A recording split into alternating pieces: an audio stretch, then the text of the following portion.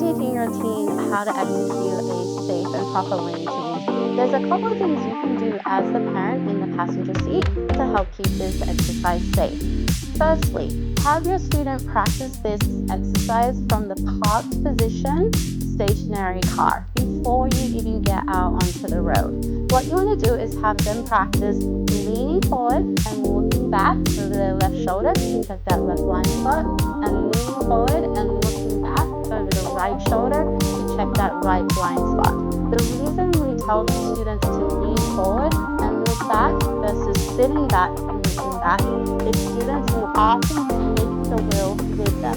So if they're sitting back in the vehicle and they look over their left shoulder or right shoulder, they tend to take the wheel. And obviously once you get out in traffic, if they take the wheel, you're going to start veering into the adjacent lane.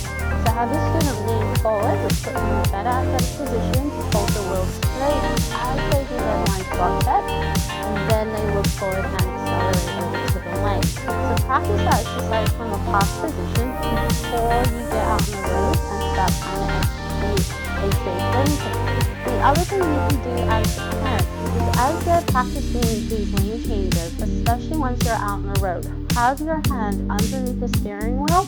So if your student does take the wheel with them, because it is a very common mistake for new drivers, you have your hand on the wheel, you're able to help hold that vehicle straight and maintain your lane as they're doing those blind spot checks, so you don't veer off into the adjacent lane unexpectedly or unintentionally.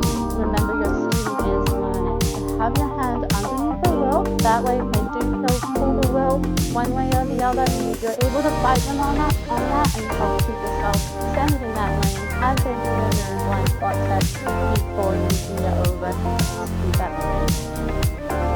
If you're finding these videos helpful, don't forget to hit that subscribe button for